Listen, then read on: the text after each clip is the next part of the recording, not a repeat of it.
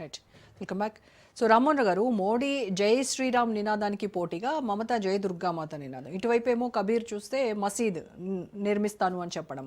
So మసీద్ మందిర్ ఈ మొత్తం ఎన్నికల ప్రచారం మొత్తం కూడా వీటి చుట్టే తిరుగుతూ ఉంటే ఓటర్లు వీటన్నింటినీ ఎలా రిసీవ్ చేసుకుంటారంటారు?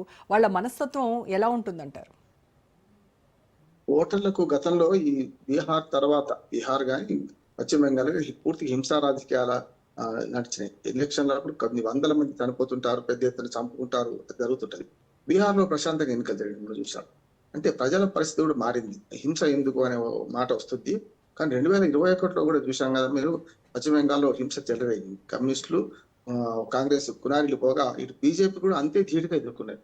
చూసాం కదా, ఒక సీట్లో ఆమెను సింగూరులో మమతా బెనర్జీని ఓడించారు బీజేపీ అన్నాడు. చూసాం, సింగూరు చేస్తే ఇంకొద్ది చేయాలంటే భావనందపూర్ తర్వాత ఆమె భావనగర్ నుంచి ఒక తృణమూల్ కాంగ్రెస్ గెలిచిన ఎమ్మెల్యేను రాజీనామా చేయించి మళ్ళీ స్థానం ఎత్తుకోవాల్సిన పరిస్థితి వచ్చింది తృణమూల్ కాంగ్రెస్ వర్గం. అంటే ఆమె ఓడిపోయింది, పార్టీ గెలిచింది పోయినసారి చూస్తే 2021లో. అంత పెద్ద ఎత్తున హింసను చెలరేగొట్టిండ్రు. బీజేపీ కూడా గతంలో కమ్యూనిస్ట్ వర్సెస్ కాంగ్రెస్ ఎట్లా ధీటుగా ఒకరినొకరు చంపుకునే వాళ్ళు, ఇప్పుడు తృణమూల్ కాంగ్రెస్ వర్సెస్ ఇటు బీజేపీ అయింది. దానికి కారణం ఏంటంటే బీజేపీలో శుభేంద్ర అధికారి ఎవరున్నారో ఆయన పార్టీ నుంచి తృణమూల్ కాంగ్రెస్ నుంచి వచ్చిన ప్రధాన నాయకుడు ఇటు పక్కన. ఇప్పుడు ఇవాళ బీజేపీ కూడా ఆ ధీటుగా నిలబడడానికి కారణం ఏంటంటే వాళ్ళ దగ్గర నుంచి ఆ ఇంటిలోని పొన్ను క్యాచ్ చేసుకొని ఇటుపక్క అటువంటి ప్రధానమైన నాయకుడిని బయటకు తీసుకొచ్చింది కనుకనే బీజేపీ కూడా అక్కడ నిలదొక్కగలిగింది. ఎప్పుడు కూడా లోకల్ మెజార్టీ లేకుండా కష్టం. కానీ పశ్చిమ బెంగాల్ ఒక భావన, నాకు మిత్రులు చాలా మంది ఉన్నారు, ఒక మాట మనకు దీనికన్నా ముందు తెలుసుకుంటే నాకు అర్థమైంది ఏంటంటే, ఇప్పటికే ఉత్తర భారతదేశంలో బీజేపీ ఇష్టమైనట్టు ప్రవర్తిస్తున్నది, బీహార్ దాకా వచ్చేసింది. పశ్చిమ బెంగాల్కు రాణిస్తే రేపు పశ్చిమ బెంగాల్ భవిష్యత్తే అంధకారం అనే మాటను కూడా చాలా భావోద్రేకాన్ని ఈ పశ్చిమ బెంగాల్లో రెచ్చగొట్టే ప్రయత్నం తృణమూల్ కాంగ్రెస్ చేస్తుంది. అందుకని చెప్పాను నేను, ఎవరైతే సాంప్రదాయవాదులు ఉన్నారు వాళ్ళు తృణమూల్ కాంగ్రెస్ మద్దతు చేస్తున్నారు ఎక్కువ మంది. అట్లాగే కలకత్తా విషయంలో కానీ పశ్చిమ బెంగాల్ వాళ్ళు కానీ ఒక్కసారి మారితే చాలా రోజులు మారాలని ఒకటి ఉన్నది. గతంలో మన కాంగ్రెస్ పార్టీ సిద్ధార్థ్ శంకర్ వాళ్ళు ఉన్నప్పుడు ఒక 3 టర్ములు వాళ్ళే గెలిచింది. మొదటి 17, 18 ఎలక్షన్ రేపు వస్తే జనరల్ 18th జనరల్ ఎలక్షన్స్ రేపు వచ్చేది అసెంబ్లీకి. 17 సార్లు చూసుకుంటే 6 సార్లు మన కమ్యూనిస్ట్ పార్టీ వాళ్ళు గెలిచిండ్రు. ఒక 3 సార్లు వాళ్ళు అటు పక్కన కాంగ్రెస్ గెలిచింది, 3-4 సార్లు అంతకుముందు.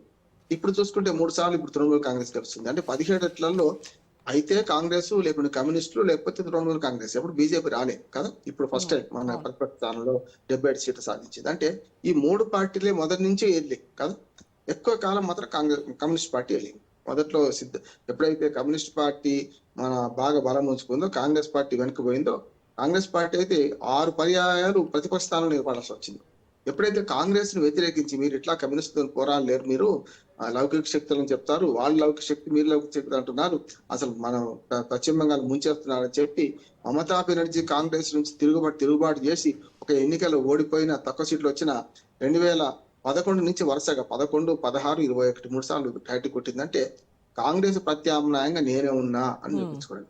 ఆయనకు ఇంకోటి ఏంటంటే ఒక అభిషేక్ బెనర్జీ అల్లుడి విషయంలో తప్ప పెద్దగా మనకు ఆమె మీద విమర్శలు లేవు. అల్లుడినే ప్రమోట్ చేస్తుంది, వారసుడు అని చెప్పి ఒకటి ఉన్నది. ఆయన బెనర్జీ విషయంలో మాత్రం కొంత ప్రజల్లో వ్యతిరేకత ఉన్నది. అంటే మమతా బెనర్జీ మంచి నాయకురాలు కానీ ఆమె పేరు చెడగొడుతున్నాడు ఈయన మాట వస్తున్నది అల్లుడిని. అయినా సరే వారసత్వంగా ఆయనను పెంపొందే ప్రయత్నం చేసింది.